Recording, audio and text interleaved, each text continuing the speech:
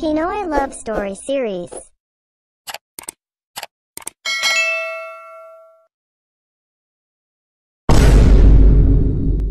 Nagtatakbo si Crystal pababa ng hagdan, suot niya ang maiksing skirt at sexing tops na pinarisa ng puting high-cut shoes. Kakaalis lamang ni Kylie, ang lalaking asawa niya, sa papel. Papunta na ito sa event ng Double Z Empire, ang kumpanyang pinamamahalaan nito. Ikinasal siya sa lalaking ito na hindi man lang nagawang pakinggan ng kanyang lolo ang pagmamakaawan niya. Nag-iisa siyang apong babae ng angka ng mga Lebranes. Kaya para mapapanatili ang kapangyarihan at yaman ng kanyang pamilya, ay ipinagkasundo siya sa lalaking hindi niya kilala. Hindi rin sila magkasundo nito dahil masyado itong tahimik. Hindi man lang siya nito kinakausap. Pero wala naman siyang pakialam. Ang gumimi kasama ng barkada ang nagpapasaya sa kanya ngayon. Ayaw niyang magkulong sa isang bahay na tanging mga kasambahay at gwardya ang kanyang mga kasama. Nang makarating na siya sa gate ay hinarang siya ng mga gwardya at hindi siya hinayaang makalabas. Iyon umano ang mahigpit na pinagbibili ng binata. Nagpumilit siya ngunit hindi talaga pumayag ang mga gwardya na makalabas siya. Kaya galit na bumalik siya sa kanyang kwarto. Pinagbabasag niya ang lahat ng mahahawakan. Wala siyang pakialam. Doon niya binunton ang galit niya sa lalaking iyon. Talagang gusto siyang gawing priso. Tinawagan niya ang kaibigang si Rosette at pinaalam dito na hindi siya nagtagumpay na makalabas ng bahay ng mokong na si Kylie. Pinagtatawanan siya nito sa kabilang linya. Tinukso pa siya nito kung bakit nag-asawa ng isang tulad nito. Kaya tuloy hindi siya malayang makalabas at gawin ang kanyang gusto. Inis na binato niya ang cellphone niya, mabuti na lang at sa unan ito tumama. Pero wala pa rin naman siyang pakialam kung masira ito. Isang hiling niya lang sa kanyang lolo ay ura mismo darating kaagad anuman ang hilingin niya. Maliban lamang kung may kaugnayan sa kanyang asawa. Hindi ito nakikialam at hinahayaan siyang gawan niya ng paraan. Binuksan niya ang TV. Wala naman kasi siyang gawin kundi ang aliwin na lang ang sarili sa panonood ng mga palabas. Saktong paglipat niya ng channel lang tumambad ang mukha ng asawa niya. May kasama itong babae na si Divina. Sabi ng lolo ay malapit na kamag-anak ito ng binata kaya hindi niya iyon dapat binibigyan ng ibang kahulugan. Wala naman siyang pakialam kung ano man ang gawin ng lalaki sa buhay niya. Biglang may naisip siya ng isang magandang idea. Guguluhin niya ang binata hanggang sa mapilitan itong umuwi. Hindi siya pwedeng lumabas, pues damay-damay na lang. Mapipilitang uuwi ito, isang tawag niya lang. Kinuha niya ang kanyang cellphone at tinawagan ito. Pero talagang sinasadya nitong patayan siya. Nakailang ulit din siyang sinubukan pero ganoon pa rin. Hanggang sa naisip niyang tawagan ang lolo niya. Dapat maging kapanipaniwala ay gagawin niya upang uuwi ang binata. Sinimulan niyang maghabi ng mga kasinungalingan at ginalingan ang pag-arte na iisipin ng kanyang lolo na umiiyak siya. Alam niyang magkasama ngayon ang lolo niya. Kaya hindi niya hahayaang magsaya ang asawa niya habang siya nagdurusa dahil hindi niya magawang mag-gimik gaya ng mga nakasanayan niya. Sinimulan na niyang tinawagan ang lolo niya. Nilagyan niya ng ipet ang kanyang ilong upang mas maging maganda ang resulta. Bahala na kung anuman ang maiisip niyang idadahilan, ang mahalaga magtagumpay siya sa binabalak. Nakadalawang tawag na siya sa kanyang lolo bago pa nito sinagot ang kanyang tawag. Tinanong siya nito kung ano ang kanyang problema. Doon na siya nagsimulang umarte. Ngunit bigla na lamang siyang natigilan at tila nawala siya bigla sa sarili. Nag-aalalang boses ng kanyang lolo ang paulit-ulit na naririnig niya sa kabilang linya. Sinabi niya dito ang gusto niyang kumain ng maraming pizza. Tumawa ang kanyang lolo, parang hindi bumenta ang kanyang naisip. Napakamot siya sa kanyang ulo, bakit sa dami ng pwede niyang sabihin, iyon pa talaga ang kanyang nasabi. Sinabi nito na hindi siya pwedeng kumain iyon dahil lumalalim na ang gabi. Ipagpabukas na lamang daw niya. Bigla niyang nasabing buntis siya. Tumahimik ang kabilang linya, hindi naman nakakapagtaka iyon. 4 na buwan na silang kasal ni Kylie at nagsasama sa iisang bubong. Alam niyang naniwala ang kanyang lolo sa kanyang sinabi. Paiyak-iyak pa niyang sinabi na gustong-gusto niya talagang kumain at gusto niyang mismo ang asawa ang magdadala niyon para sa kanya. Nangako itong papauwiin na nito si Kylie at hihintayin na lamang niya ang pinakagusto niyang pizza. Tuwang-tuwa siya sa narinig mula sa kanyang lolo. Nagawa pa nitong pagsabihan siya na magpahinga muna habang hinihintay ang pagdating ng kanyang asawa, saka nagpaalam na ito. Nagpatalon-talon siya sa kama dahil nagtagumpay siya sa kanyang balak. Ang tanging gawin na lang niya ngayon ay hintayin ang pagdating ng asawang hindi maipinta ang sarili dahil sa inis. Bigla ay nagigilty siya sa kanyang lolo. Ang masaya niyang tawa kanina habang nangangako ito na pauuwiin si Kylie ay tawa iyon ang pagbubunyi niya. Dahil alam niyang maiisahan niya ang asawa. Hindi nito magawang makipaglandian sa babaeng si Divina. Masisira niya ang masaya sanang gabi nito. Pasemple niyang nilak ang pinto at nahiga na sa kama. Naroon pa rin ang matamis na ngiti sa mga labi niya habang hinihintay na dalawin siya ng antok. Ikinagulat naman ni Kylie ang binulong ni Lolo si Verano. Sa kanya, kailangan na daw niyang umuwi dahil naglilihi si Crystal ng pizza sa ganitong oras ng gabi. Kausap niya noon ang mga naglalakihan nilang investors kasama si Divina. Tinapik siya nito sa balikat at sinabing kailan niya ililihim ang tungkol sa pagbubuntis ng apo nito, gayong marami ang naghihintay na mangyari ang bagay na iyon. Akmang magpapaliwanag siya na hindi totoo ang sinasabi ng asawa pero pinigil siya nito. Natahimik na lamang siya habang iniisip ang sinabi nito sa kanya ni minsan ay hindi pa niya ito nakasamang matulog sa iisang kama. Kaya paano nangyaring buntis ito gayong hindi pa nga niya nahahalikan ito maliban na lamang noong araw ng kanilang kasal. Pero sa huli ay nagpaalam na rin siya sa mga bisita. Naroon naman ito para asikasuhin ang lahat. Nangako itong ito na ang bahala ng lahat. Nagtatampo pa si Divina nang magpaalam siya dito pero wala rin itong nagawa. Dumaan siya sa isang fast food upang bumili ng ilang box ng pizza para sa asawa. Maaaring naglalambing lamang ito sa lolo at agad din namang pinagbigyan nito. Iyon nga lang, nadamay din pati siya. Naiiling na sumakay siyang muli sa kotse at muling pinaandar ito sa kabinaybay niya ang daan pa uwi ng mansyon. Pagdating sa mansyon ay agad siyang nagtungo sa kwarto ni Crystal. Pagpihit niya ng pinto ay ayaw bumukas. Nakalakang pintuan na pamura siya sa galit dahil sa ginawa nito. Hindi iyon maaari. Iniwan niya ang mga investors dahil lamang sa kalokohan nito na maging ang sarili nitong lolo ay napaniwala ng kanyang magaling na asawa. Bumaba siya saglit at kinuha ang duplicate key ng silid ni Crystal at mabilis ang mga hakbang na muling bumalik upang buksan iyon. Pagkaraan ng ilang sandali ay bumukas ang pinto. Nakita niya itong mahimbing na natutulog habang yakap ang isang unan. Sinadya niyang pabagsak na nilapag ang dalang pizza sa ibabaw ng maliit na mesa sa harap ng malaking salamin. Lumikha iyon ng ingay na siyang ikinagising nito. Nanlaki ang mga mata nito nang makita siya at saglit na hintakutan. Kitang-kita niyang humalokip-kip ito sa kumot habang natulalang nakatitig sa kanya. Lolo says, gawin na natin ngayon ang magiging great-grandson niya. Walang bakas ng emosyon ang mukha habang tinatanggal ng asawa niya ang necktie na suot. Sunod nitong hinubad ang suit at akmang tatanggalin ang senturon, ngunit mabilis siyang napasigaw. Natataranta siya na hindi niya alam ang gagawin. Hindi niya sukat akalain na iyon ang maging bunga ng pagsisinungaling niya. Dahil lamang sa kagustuhang makaganti dito. Hindi niya naman naisip na seseryosohin ng lolo niya na nagdadalang tao siya. Kahit pa malinaw na nabanggit sa kasunduan ng prenup nila na hindi siya maaaring mabuntis maliban lamang kung parehong nahulog ang loob nila sa isa't isa. Huwag kang magkakamaling lumapit sa akin, Kylie. Isusumbong talaga kita sa mga magulang ko. Kay lolo. Pagbabanta niya dito, ngunit tila wala itong narinig. Tinuloy nitong tanggalin ang sinturon. Saka tinanggal ang pants na iwan ang boxer short nitong suot. Halos hindi siya makatingin dito ng diretsyo. Wala siyang maisip gawin kundi ang magtalukbong ng kumot habang nagsisigaw. Ngayon, sising-sisi siya sa kanyang ginawa. Bakit pa kasi sa dami ng pwedeng idahilan ay ang pagbubuntis pa talaga ang pumasok sa isip niya. Ayan tuloy, nangangamba siya na totohanin ito ng asawa. Huwag ka na magtago pa sa akin, Crystal, dahil hindi ka rin naman makakatakas sa akin. At may karapatan akong gawin ng isang bagay na matagal ko na dapat ginawa dahil legal tayong mag-asawa. Anito sabay hila ng kumot, walang sinabi ang lakas niya. Hindi niya mabasa ang ekspresyon ng mukha nito maliban sa pagnanasang nakikita niya sa mga mata ng asawa. Labis ang kabang nadarama niya sa mga oras na iyon.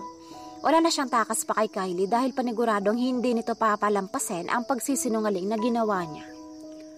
Mabilis itong sumampas sa kama at kinulong siya sa matitigas na mga bisig nito. Kahit ano pang gawin niyang panlaban ay wala ring kwenta dahil mabilis itong pumaibabaw sa kanya at hinuli nito ang kanyang nakaawang na mga labi.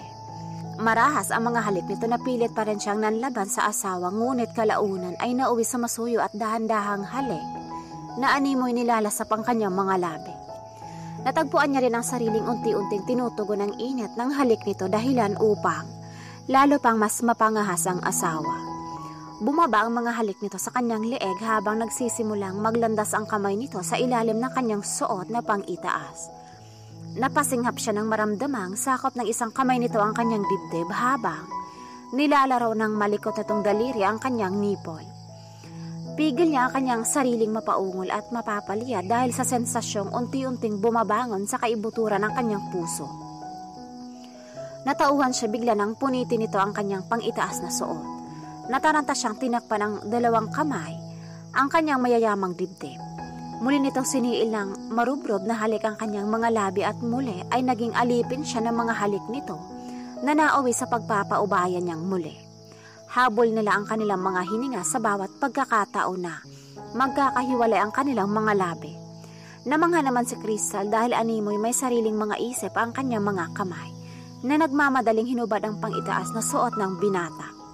Di niya maiwasang haplusin ang makikisig nitong dibdib at ang abs ng asawa na talaga namang pinananabikan niya. Tunay ngang nakakabaliw ang isang Kylie Condes. Kaya siguro nahuhumaling dito ang babaeng iyon dahil maging ito ay nababaliw din sa asawa niya. Iwinaksi niya sa isip ang babaeng nakita niya sa TV na kasama nito. Nagpasya na siyang maging ganap ang pagiging mag-asawa nila ngayong gabi dahil nakahanda na siyang ipagkaloob dito ang sarili.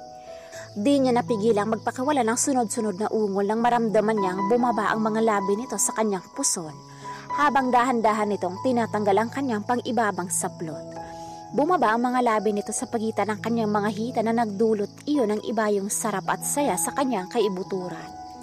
Sa loob-loob niya hindi niya pagsisisihan ang magpakabaliw sa pagkakataong ito dahil maging siya ay hindi na niya matagalan pa ang hinahangad ng pareho nilang katawan. Saglit lamang tumigil ang asawa sa ginagawa at nagmamadaling hinubad ang pang-ibabang suot. Parang gusto niyang magdalawang isip lalo na nang makita ang kahandaan ng asawa. Pinaghiwalay nito ang kanyang mga hita at dahan-dahan siya nitong inangkin ng buong pag-iingat. Marahil ay nabati nito na wala pa siyang karanasan sa ganoong bagay. Di niya napigilang kagatin ang balikat ng asawa nang maramdaman ang sakit sa bahagi ng pagkababae niya. Saglit itong tumigil at ramdam niyang pigil nito ang sakit dulot ng ginawa niya. Narinig niya itong napamura. Di naman niya masyadong diniinan ang kagat na iyon. Talaga lang wala siyang ibang maisip, mas mabuti nga iyon. Maramdaman din ito na nasasaktan. Kagat niya ang pang-ibabang labi nang magsimula itong gumalaw kasabay ng ritmo ng kabog ng kanilang mga puso habang naaaliw sa musikang hatid ng kanilang mga katawan. Nasa huli ay pareho nilang narating ang rurok ng kaligayahan. Tinanghali ng gising si Crystal, hindi niya alam kung anong oras natapos ang lovemaking nila ng asawa. Halos hindi niya magawang bumangon at tinatamad siyang lumabas upang kumain. Ang totoo ay kanina pa kumakalam ang sikmura niya ngunit hindi maganda ang pakiramdam niya kaya tiniis niya lang ang gutom. Kinuha niya ang kanyang cellphone, may isang message siyang hindi nababasa. Binuksan niya iyon. Napangiti siya, sinabi nitong maaari siyang lumabas ngunit hindi siya pwedeng gumimik hanggang hating gabi. Binigyan siya nito ng oras na dapat nasa bahay na siya pagdating ng oras na iyon. Gutom na ako, pero dahil sa ginawa mo sa akin sa buong magdamag, titiisin ko na lang ang gutom ko kaysa bumaba para kumain. Walang hiya ka, Kylie. Nagsisigaw niyang turan sa asawa. Pwede niyang sabihin kung ano man ang sasabihin niya dito. Nasa kumpanya naman ito kaya hindi siya natatakot sa maaari nitong gawin. Alam niyang busy itong tao, himala nga at nagawa pa nitong mag-text sa kanya samantalang di naman ito dating ginagawa. Maya-maya pa isang katok ang narinig niya sa pintuan. Pumasok ang isang katulong na may dalang gamot at pagkain. Ipinagtataka niya kung paano nito nalaman na kailangan niya ang cream na iyon. Mabilis naman itong nakuha ng kanyang mga tingin, nakatuon lamang sa gamot kaya sinabi nitong ang asawa niya ang bumili niyon at binilin lamang na ibigay sa kanya pag siya ay nagising. Salamat naman, may pakiramdam ka naman pala. Pangit. Salamat sa gamot ha. Nakangiti siya habang hawak ang cellphone. It's honey, not pangit. Reply nito. Anong honey ka dyan? Oy pangit, manigas ka. Saka salamat pala at pumayag ka nang lalabas ako kasama ang barkada mamayang hapon. Be good. Very good kaya ako. Di mo lang napapansin yun pangit. Kasi masyado kang busy sa kumpanya mo. Lahat naman kayo busy eh. Kaya lilibangin ko na lang sarili ko habang nagpapakabisi kayong lahat. Bye pangit. Abalang nagsasign ng mga importanteng dokumento si Kylie nang mabasa niya ang mahabang message ni Crystal. Natigilan siya saglit at napaisip. Naging subsob na nga ba siya sa trabaho niya at nakakalimutan niya ang ilang mga importanteng bagay? May kaugnayan kaya ang pagiging party girl ng asawa niya sa pagiging walang panahon dito? Pero hindi naman siya obligadong gawin ang mga bagay-bagay na may kinalaman sa pagsasama nila bilang mag-asawa. Sa loob ng 4 na buwang pagsasama nila, ay hindi niya naisip na isang araw may mamamagitan sa kanilang dalawa ni Crystal. Mahigpit iyong pinagbabawal ng Lolo Severano na hindi niya gagalawin ang asawa, lalo na ang pilitan nito sa isang bagay na labag sa kalooban nito. Marahil ay dahil napapanahon na rin na turuan ng leksyon ang asawa sa sinabi nitong kasinungalingan. Para kasing nagmukha siyang walang salita sa harap ng matanda. Paniguradong inisip nito na hindi niya kayang panindigan ang pinangako niya rito dahil talagang naniwala ito kay Crystal. Ngunit ipinagtataka niya rin kung bakit hindi man lang ito nagalit sa kanya. Kilala niya ang matanda, hindi ito basta na lang tatahimik at magsawalang kibo sa isang bagay na lubhang mahalaga dito at iyon ang asawa. Inaamin niyang hindi na nawala sa isip niya ang tagpong pinagsaluhan nila ng asawa. Pilit niyang mag-focus sa ginagawa, kailangan niyang pag-aralan ang dokumentong lubhang mahalaga sa itatayong business expansion ng kumpanya. Pero bigo siyang gawin iyon. Si Crystal ang laman ng kanyang isipan, napamura siya at mabilis na tumayo. Kailangan niya ng kape upang mahimasmasan siya. Tinawag niya si Divina upang samahan siyang magkape sa kantin. Excited nang gumimik si Crystal. Iyon nga lang, kailangan niyang magsuot ng damit na maaaring itago ang lahat ng mga high case sa kanyang leeg, maging sa kanyang dibdib. Inis na pinaghahagis niya ang mga damit sa sahig, hindi ang mga high case na sanhi ng kanyang asawa ang makakapagpigil sa kanya upang mag-enjoy kasama ang mga barkada. Sa wakas, nagawa niya din ang paraan ng kanyang isusuot. Hindi na siya makapaghintay pa na lumabas at magwala sa dance floor habang naririnig ang mga hiyawan ng mga taong naroon sa tuwing siya ay gumigiling. Mabuti pa ang mga taong iyon, kahit na hindi siya kilala ng mga ito ay napapansin siya. Sa lugar na iyon niya nararamdaman ang saya na malayong malayo sa sariling pamilya niya, na walang pakialam sa kanya. Malaya siyang nakalabas ng gate ng mansyon. Sinundo siya ng mga kaibigan na naghiyawan pa ang mga ito nang makita siya. Nang makasakay na siya sa kotse ay humaharurot na iyon ang mabilis. Pagpasok pa lang ni Crystal at ng barkada niya sa bar na lagi nilang tambayan ay tila nabuhay ang lahat ng ugat sa katawan niya. Mag-iisang buwan na rin hindi niya nagagawa ang bagay na iyon. Masaya siyang tumungga ng inumin habang sumasabay sa mga kaibigan, 6 silang babae at 2 ang lalaki. Magsisimula na ang party na matagal niya ring di nagagawa. Habang tumatagal ay napaparami ang nainom ni Crystal kaya mas lalo siyang nagwawala sa dance floor kasama ng mga kaibigan niya.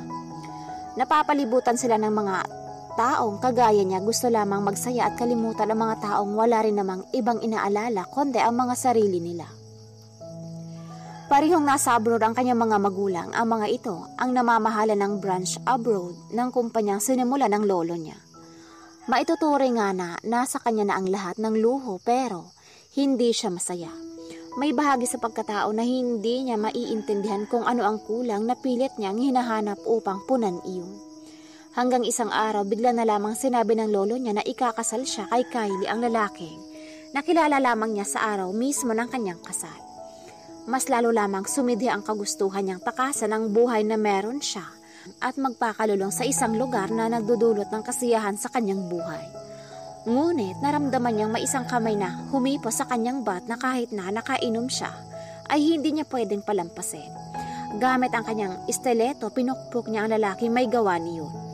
Lumikha iyon ng ingay at nagsimulang magkagulo ang buong bar dahil nakipagsuntukan na sa lalaking iyon ang 2 barkada niya.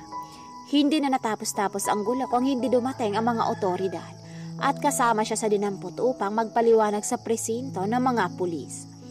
Pero inaasahan na rin niyang hindi siya magtatagal sa lugar na iyon. Gaya ng dati, ang abogado ng lolo niya ang bahala at makakauwi siya ng bahay na para bang walang nangyari. Ganun naman talaga ang buhay niya. Ano pa bang dapat niyang asahan kaya pasemple siyang naupo sa upuang naroon kasama ang 4 niyang babaeng kaibigan. Maliban sa 2 lalaking kailangan pang isugod sa ospital dahil napuruhan ang mga ito.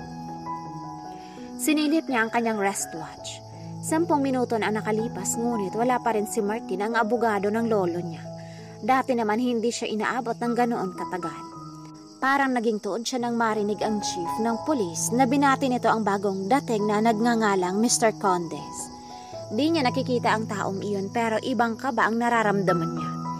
Siniko siya ni Rosette, sabay bulong na dumarating umano ang asawa niya. Bagay na mas lalong tumindi ang kabang naramdaman nang marinig niya ang baritonong boses nito.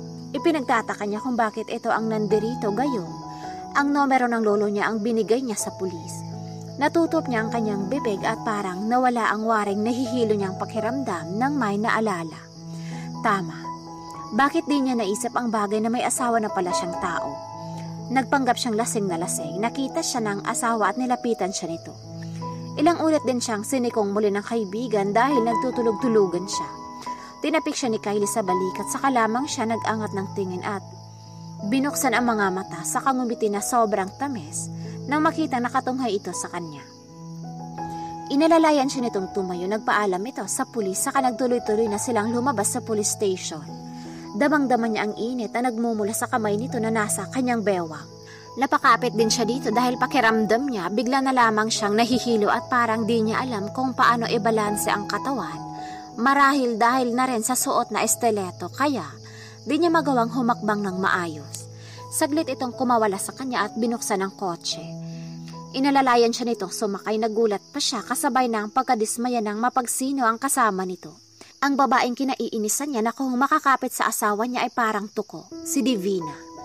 Narinig niyang mahina itong tumawa habang naririnig niyang huminga ng malalim si Kylie bago pa man pinaandar ang kotse. Ganyan talaga ang mga kabataan ngayon. Ewan ko ba sa'yo kung bakit ka kasi nag-asawa ng mas bata? Siyempre, walang ibang alam gawin yan kundi ang gumimik. Palibhasa ipinanganak na may gintong kutsara sa bibig kaya sunod ang lahat ng luho. Mahabang pasaring ng babae habang tinitignan siya sa salamin na nasa harapan ng kotse. Parang gusto niyang magwala dahil sa narinig, hindi lang pala malandi ang babaeng ito. Pakialamera din. Parang gusto niya itong kalbuhin at ipamukha sa babae na hindi na siya bata. What's your language, Div? She's my wife. Matigas na wika nito habang nakatuon ang atensyon sa pagmamaneho. Madalas din siyang sinusulyapan sa salamin. Tinitignan kung anong lagay niya. Pinagpatuloy lamang niya ang kanyang pagpapanggap na tulog siya. Pakiramdam niya kasi ay may iba pang ihihirit ang babae. Sa papel lang naman kayo kasal, but in real life, hindi kayo nagsasama sa iisang kwarto. As if naman hindi ko alam ang tungkol doon, Kylie. My gosh, hindi ko talaga maiintindihan sa'yo kung bakit nagtsatsaga ka sa asawa mo gayong hindi niya naman maibibigay ang pangangailangan mo, Kylie. Marami namang iba dyan na mas bagay at karapat-dapat sa'yo. Hindi yung tulad niya na puro sakit sa ulo ang dala at walang ibang alam gawin sa buhay. Litaan siya ng babae. Kulang na lang ay masampal na talaga niya ito. Masyado itong maraming sinabi pero natigilan siya sa biglang pagpreno ng sasakyan. Buntis na si Crystal. Napabulalas ang babae dahil sa narinig. You must be kidding, Kylie. Bulag ka ba? Bakit mo siya binuntis? Bakit mo siya ginalaw? Unless, nahuhulog na rin ang loob mo sa kanya. Napamaang ang babae sa huli nitong tinuran. Enough! Galat na sigaw nito na lubha niyang ikinagulat. Nakita niyang hinarap nito ang babaeng katabi at sinabihang ibaba ito ng asawa niya kung ipagpapatuloy nito ang pagtalak. Narinig niyang garalgal ang boses ng babae sa bahingin ng paumanhin sa inasta. Hindi lamang umano ito nakakapagpigil dahil talagang naawa na umano ito sa asawa niya. Malas daw nito na siya ang napapangasawa nito dahil wala naman daw siyang ibang gawin, puro lamang barkada. Napaisip siya sa mga sinabi ng babae, tumagos talaga sa kanya ang mga katagang iyon at nagdulot ng sakit na animoy may bahagi ng puso niya ang unti-unting naduduro. Muli, hindi na naman siya maaaring lumabas pa maliban lamang kung may kasamang mga bodyguards. Hindi na rin sila nagkikita pa o nagkakausap ng asawa niya. Darating itong tulog siya at aalis ding tulog pa rin siya. Marahil galit at napahiya ito dahil sa kanyang ginawa. Nadawit ang pangalan nito na lumabas talaga sa balita ang tungkol sa nangyari sa bar. Hindi niya maintindihan kung bakit hindi man lang pinatahimik nito ang balitang iyon. Patuloy na bumababa ang sales ng kumpanya nito at kung magpapatuloy iyon, ay posibleng maaapektuhan ang kumpanya. Wala na siyang iba pang nagawa kundi ang tawagan ang lolo Severino niya at magmamakaawa dito na kung maaari ay ipabura na ang balitang tungkol sa kanya. Matigas na humindi ang matanda pero dahil sa pangako niya na simula sa araw na iyon, ay aayusin na niya ang kanyang buhay kaya pumayag na rin ang matanda. Kaya nagpasya siyang bukas na bukas din ay kakausapin niya si Kylie upang humingi ng tawad sa gulong nilikha niya. Iyon nga lang hindi niya matsyempuhan ang asawa kaya kailangan niyang gumising ng maaga upang maabutan niya ito.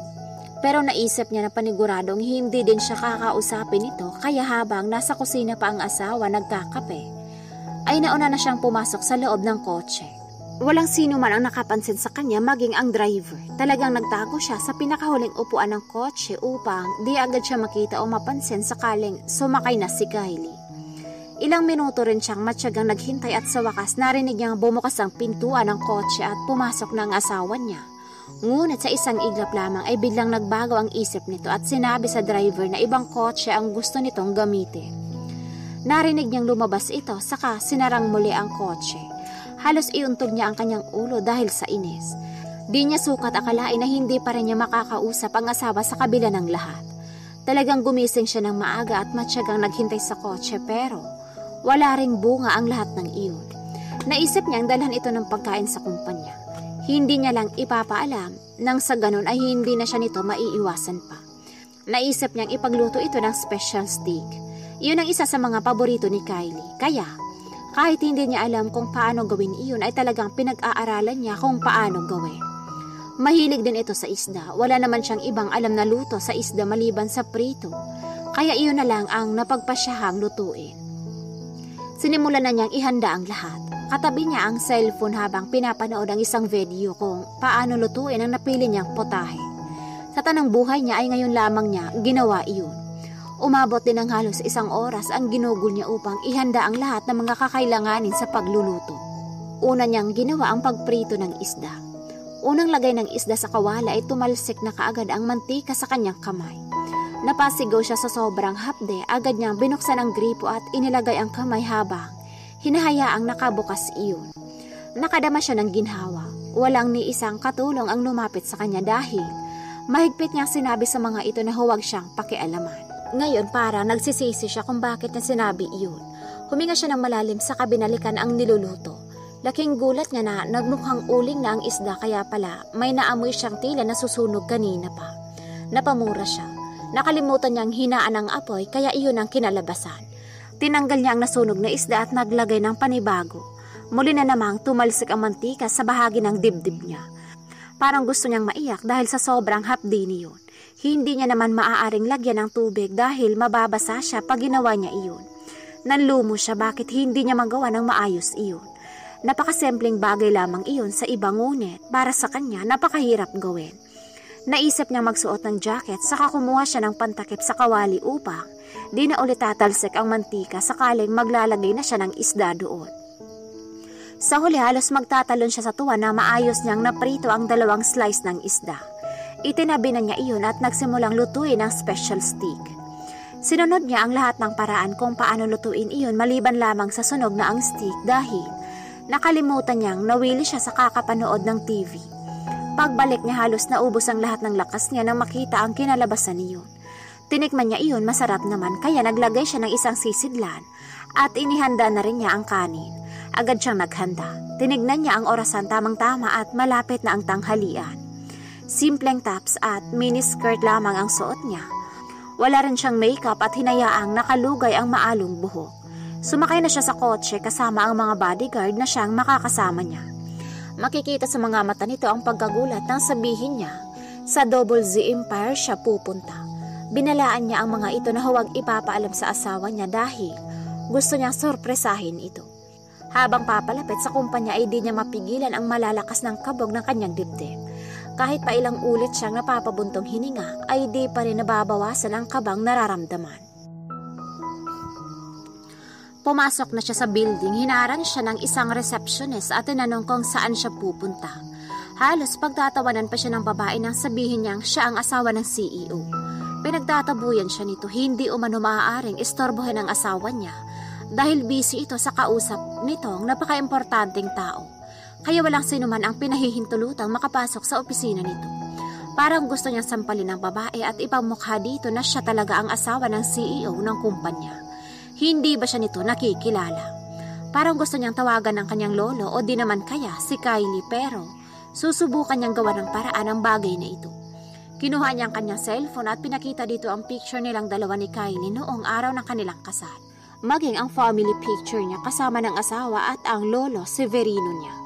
Tila, tinakasan ng dugo ang mukha ng babae sa sobrang putla. Nakita pa niyang nanginginig ang mga kamay nito habang paulit-ulit na humihingi sa kanya ng tawa dahil sa inasta nito. Narating niya ang opisina ng asawa, kumatok siya ng 2 ulit sabay pihit ng doorknob.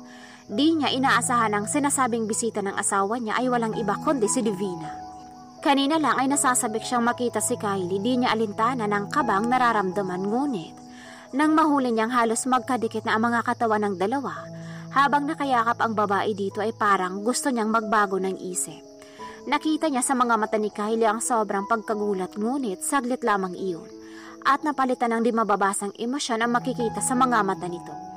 Nakita niyang umayos ng upo ang babae habang inaayos ang suot nitong dress. Hindi niya maintindihan kung bakit pakiramdam niya ay kumukulo ang dugo niya na parang gusto niya itong sugurin at basagin ang pagmumukha. Ngunit sa huli pinili niya magtimpi. Pumasok siya sa loob kahit pa hindi siya tinawag ni Kylie. Nilapag niya ang dalang pagkain sa mesa nito. Nakita niyang may binabasa itong dokumento at hindi man lang siya tinapunan nito ng tingin. Tinignan din siya ng babae, mula ulo hanggang paa. Binaliwala lamang niya iyon. Bigla siyang may naisip at isang matamis na ngiti ang nakaukit sa kanyang mga labi. Nilapitan niya ang asawa at malakas na sinabing hihintayin niya ang pag-uwi nito sabay halik sa mga labi, bagay na di talaga nito inaasahan. Parang napako ito sa kinauupuan pero hindi niya pinansin iyon. Sinabihan niya itong kainin nito ang dala niyang pagkain dahil siya ang nagluto ng mga iyon. Mabilis siyang lumabas at persahang sinara ang pinto. Napasandal siya sa pintuan, maging siya ay hindi niya maisip kung paano niya nagawa iyon. Bigla lang talagang sumagi sa isip niya na inisin ang babaeng iyon. Paulit-ulit siyang huminga ng malalim saka humakbang na palabas ng kumpanya. Habang nasa sasakyan ay sumagi sa isip niya ang tagpong naabutan niya sa opisina ni Kylie. Ewan ba niya pero paulit-ulit na bumabalik iyon sa kanyang isipan. At para bang may bahagi sa puso niya ang nakaramdam ng kirot na di niya maiintindihan kung bakit. Dumiretso na siya sa kanyang kwarto, nagsisisi kung bakit nagluto pa siya para kay Kylie. Napaso patuloy siya at ang inaakalang masorpresa niya ito ay kabaliktaran pa ang nangyari na kinaiinisan niya hanggang ngayon. Hindi lubos akalain ni Kylie na pupuntahan siya ni Crystal at dalhan ng pagkain. Iyon nga lang, baka iba ang iisipin nito sa tagpong nakita kanina. At ang hindi niya inaasahan ay ang halikan siya nito ng mariin sa mga labi. Sa pagkakaalam niya ay hindi naman ganito si Crystal maliban lamang kung nagagalit ito. Napaisip siya, di naman kaya nagsiselos ito dahil sa tagpong nakita nito na halos magkalapit na sila ni Divina kanina habang may masusi silang pinag-aaralan na dokumento. Nasanay na siya kay Divina, mga bata pa lang ay magkaibigan na silang dalawa. Minsan ang inamin nito na may special siyang puwang sa puso nito, pero hindi niya kayang tapatan iyon. Mas matimbang sa kanya ang kanilang pagkakaibigan. Hindi naman nagbago ang lahat sa kanilang dalawa at sa tingin niya, wala naman siyang dapat ikabahala dahil mananatiling magkakaibigan sila at isa pa, malaki ang naitutulong nito sa kumpanya. Kaya isang kawalan sa kumpanya ang tulad nito kaya wala siyang dapat ipaliwanag dahil tunay na pagkakaibigan lang talaga ang mayroon sila ng babae. Binuksan na niya ang pagkaing dala ni Crystal. Hindi niya makakalimutan ang paglapat ng matatamis na mga labi nito na animoy bumuhay sa tambol ng kanyang puso na nagsisimula ng tumunog. Ngayon lamang siya nagkaganon. Pilit niya mang pinapakalma ang sarili pero sadyang naroon pa rin ang epekto ng halik nito na para bang naghahatid ng kakaibang haplos sa kanyang puso. Nanlaki ang mga mata niya nang makita ang pagkaing dala ng asawa niya. Naroon pa ang bahagi ng beef stick na sunog at maging ang onion at garlic ay sunog rin. Naalala niya ang sinabi nito na ito ang nagluto ng mga iyon. Tinikman niya ang bahagi ng stick na hindi sunog. Napapikit siya. In fairness naman, masarap magluto ang asawa niya. Hindi lang siguro nito natansya ang lakas ng apoy kaya nagkaganon. Nagsimula na siyang kumain hanggang sa naubos ang pagkain. Maliban lamang sa sunog na hindi na lang niya ginalaw. Masama rin naman iyon sa katawan. Kanina pa nakatunghay si Kylie sa asawang mahimbing na natutulog. Ayon sa katulong talagang nagtiyaga ito at napaso pa dahil sa kagustuhan nitong ipaghanda siya ng tanghalian.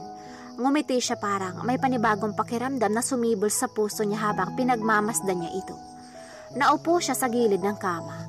Di niya napigilan ang sarili na haplusin ang maamong mukha nito at ang nakakabighaning mga labi na tila ba kay sarap halikan. Hinawakan niya ang kamay nito. Nakita niya ang paso nito sa halata pareng namumula, parang tinusok ang puso niya at di niya maiwasang maawa sa asawa.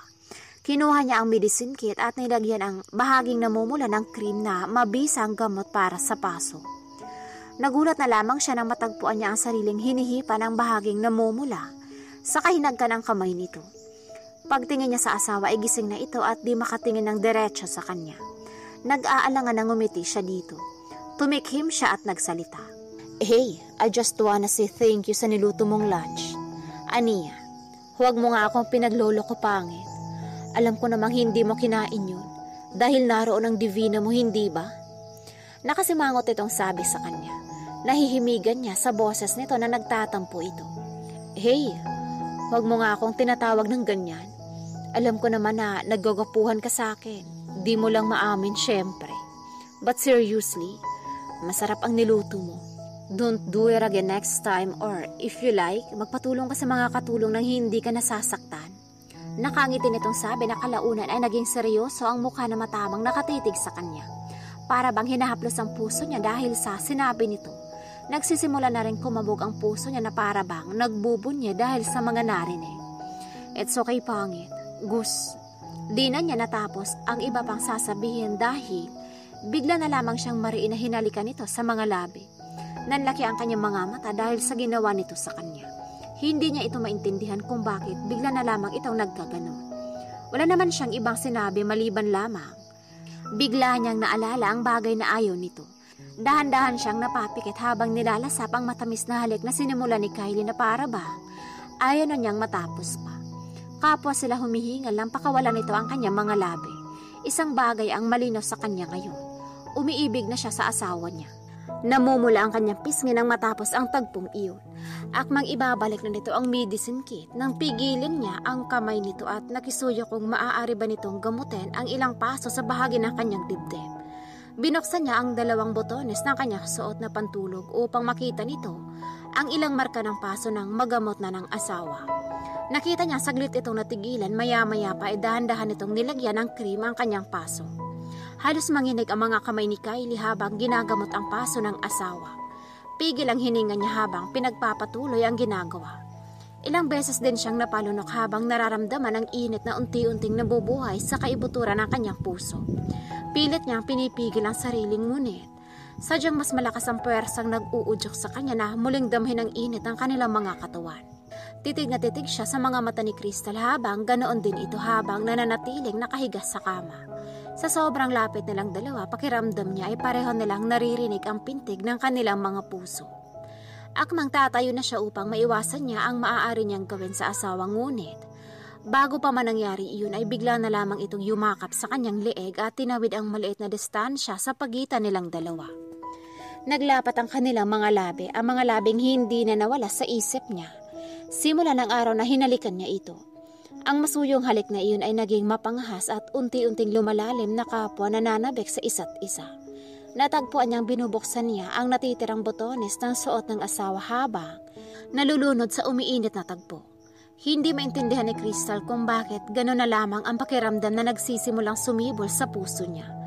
Kaninang tanghali lang ay di niya maipaliwanag na ines ang naramdaman niya para sa asawa. Di niya maiwasang haplusin ang dibdib nito habang nakahawak ang isang kamay niya sa batok habang nagpatuloy ang halik na kanyang sinimulan. Ilang sandali pa ay alipin na silang dalawa ng parehong init sa katawan na nauwi sa isang nag-aalab na tagpo na tanging 2 tao lamang ang tanging saksi ng mga kaganapan. Nagising si Crystal na mag-isa sa kama. Alam niyang hindi pa naginip na magkasama silang dalawa kagabi ng asawa at isang di malilimutang tagpo ang muling namagitan sa kanila. Lihim siyang napangiti, parang gusto niyang lagi itong nakikita at nakakasama. Kinuha niya ang kanyang cellphone at tinawagan ang kanyang lolo. Nagbabalak siyang magtrabaho sa mismong kumpanya ng binata. Sumagi sa isip niya ang babaeng si Divina. Alam niyang may gusto ito sa asawa niya. Nababasa niya ang paraan ng mga tingin nito at hindi siya maaaring magkamali. Kailangan may gawin siya upang matigil na ito at magising na sa katotohanan. Isang bagay na lamang ang alam niya ngayon. Mahal na niya ang asawa at walang sino man ang makakasira sa kanila.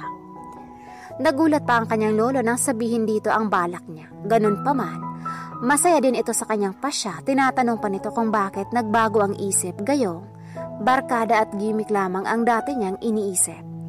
Pero sa huli nangako ang matanda sa kanyang hiling. Kaya bukas na bukas din, ay asahan niyang magsisimula na siya sa trabaho.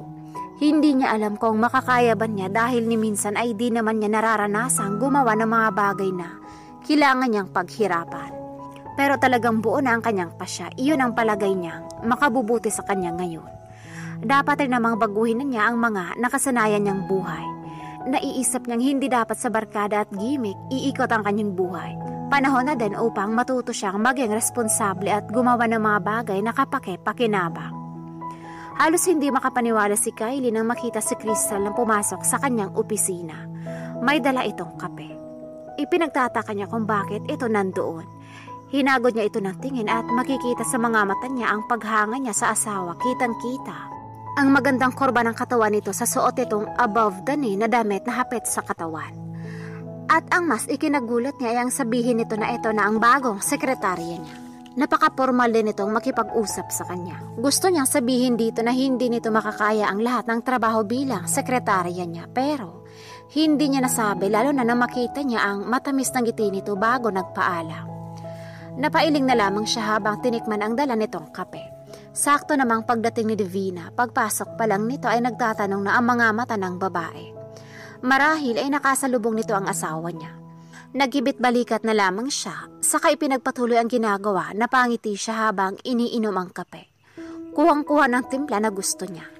Muling bumukas ang pintuan pagkatapos ng dalawang magkasunod na katok at pumasok si Crystal na may dalang mga dokumento na kailangan niyang permahan.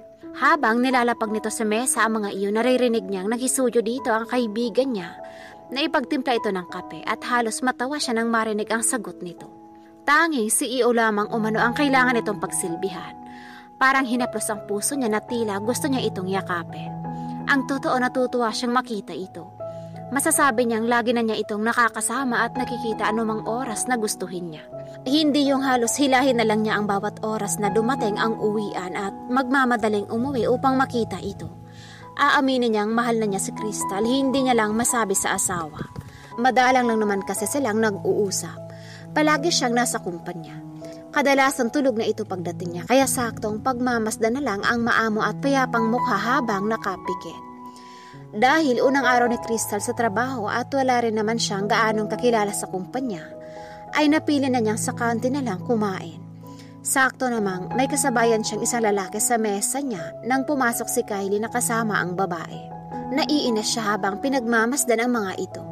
Nakahawak pa sa braso ng asawa niya ang babae. Sa bagong pasok, nakatuon ang lahat ng atensyon. Naririnig pa niya ang mga bulungan ng mga babaeng malapit sa mesa niya na naiinggit ang mga ito sa babae. Dagdag pa ng mga ito.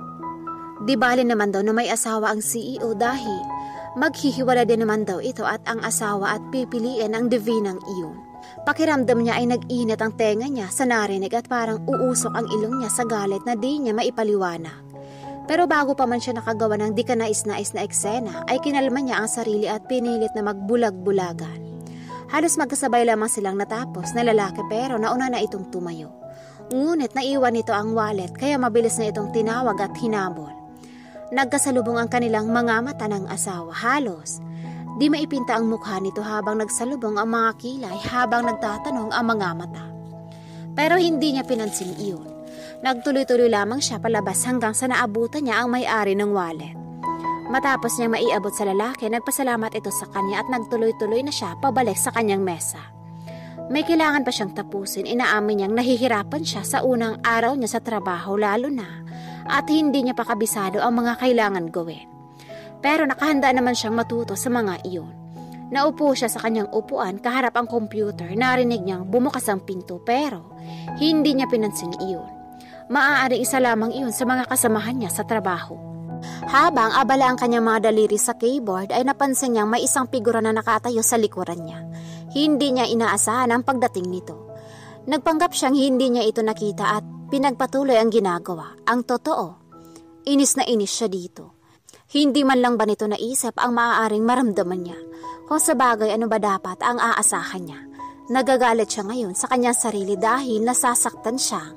May kasama itong ibang babae habang ito ay hindi man lang nito magawang yayain siyang kumain. Naririnig niya ang mga yabang nitong papalapit sa kanya. Ni hindi niya ito nilingon, nagpatuloy lamang siya sa ginagawa. I want to fire that man right now. You should not do anything behind my back. Matigas nitong sabi. Maaaninag sa boses nito na nagagalit. Nagsawalang kibo lamang siya. Ang lakas naman ng apog nito at ito pa ang may ganang magalit. Gayong kitang-kita naman niya kanina na abot tenga ang ngiti nito habang papasok ng kantin. What did I do, Mr. Condes? Mahina niyang sabi pero sapat lamang iyon para marinig ng asawa niya. Crystal, hindi ka pwedeng magkagusto sa iba, naiintindihan mo ba? Mabilis na tong sagot sabay hawak ng kanyang kamay. Binawi niya ang kamay niya rito at mabilis na tumayo upang dumestan siya sa asawa. Really? That sounds unfair, darling. Hindi ako pwedeng magkagusto sa iba habang ang asawa ko ay malayang makipaglandian sa babaeng iyon. Sa harap pa talaga ng lahat. Sambit niya dito. Hindi na niya maitatago pa ang panibughong nararamdaman. You better watch your language, honey. Matigas nitong sabi. No, Kylie. Palibhasa wala kang alam. Wala kang pakialam sa nararamdaman ko. Hindi mahalaga sa iyo ang nararamdaman ko na nasasaktan ako sa tuwing naglalapit kayo ng babaeng iyon. O baka naman mas magandang sabihin na hindi lamang kayo malapit sa isa't isa kundi maging sa kama. Dahil, di ba, nagpakasalamang tayo dahil sa ginusto ng mga magulang natin. Kaya wala kang obligasyon sa nararamdaman ko kasi nga wala ka namang pake. Hindi na niya natapos pa ang lahat ng mga gusto niyang sabihin dito dahil bigla na lamang siyang siniil ng mapagparusang halik sa mga labi. Nagpupumilit siyang makawala sa mga bisig ng asawa ngunit bigo siyang gawin iyon. Di niya namalayan ang mga luhang naglanda sa kanyang pisngi, lahat ng sama ng loob niya ay nailabas na niya. Hindi na niya kinikimkim ang mga iyon. Pinahihirapan lamang niya ang sarili niya sakaling hindi niya masabi ang lahat sa asawa. I love you, Crystal. Humihinga lawikan ito nang pakawalan ang kanyang mga labi. Nanlaki ang mga mata niya sa narinig at hindi siya makapaniwala. Nagdiriwang ang puso niya kasabay ng malalakas na kabog ng kanyang dibdib. Pwede ko bang marinig ang sinasabi mo, pangit? Nagkabulol-bulol na wika niya sa asawa habang nanatili siyang nakakulong sa mga bisig nito. Nababasa niya sa saya ang mga mata nito, ngunit bigla ring nagsalubong ang mga kilay nang marinig ang sinabi niya.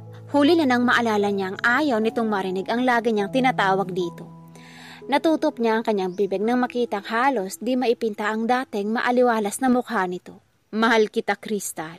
Di ko alam kung kailan ko to naramdaman basta nagising na lang ako isang araw na gusto kong laging nakikita at nakakasama ka. Nang gabing unang may nangyari sa ating dalawa, alam kong iyon ang pinakamagandang nangyari sa buhay ko na kailanman ay hinding-hindi ko pagsisihan. Maaaring ka po tayo napasok sa isang sitwasyon na kailangan nating gawin kung ano sa palagay natin ang tama para sa ating mga mahal sa buhay. Pero ang mahalin ka ay isang mahalagang bagay na hindi mapapantayan ng ano paman. Kaya hindi ka pwedeng magkagusto sa iba o tumingin sa iba dahil bihag mo na ang puso ko. At hinding-hindi ako papayag na may makakaagaw sa iyo sa akin. Mahabang pahayag nito sa kanya. Damang-dama niya ang bawat salita na lumalabas sa bibig nito. Parang hinahaplos ang puso niya habang nagdiriwang sa mga narinig. Alam niya, mahal na rin niya ang asawa at tulad nito, hinding-hindi siya papayag na may kaagaw dito. Mahal na mahal din kita, Kylie. Masaya akong malaman na pareho tayo ng nararamdaman. Ang buong akala ko ay wala kang nararamdaman sa akin, kaya nga, panay ang dikit mo sa babaeng yun. Wait, nagsiselos ka ba sa kanya? Bakit di mo sinabi? Natatawa nitong tanong. Talaga lang naman na manhid ka rin, pangit ano?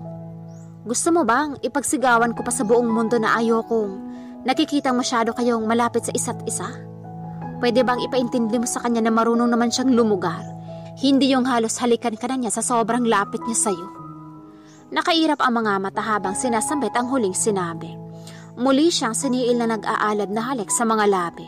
Noong una ay tinangkapan niyang itulak ito pero nang maramdaman nito iyon ay mas napahigpit pa ang pagyakap nito habang kapwa nilalasap ang tagpong iyon.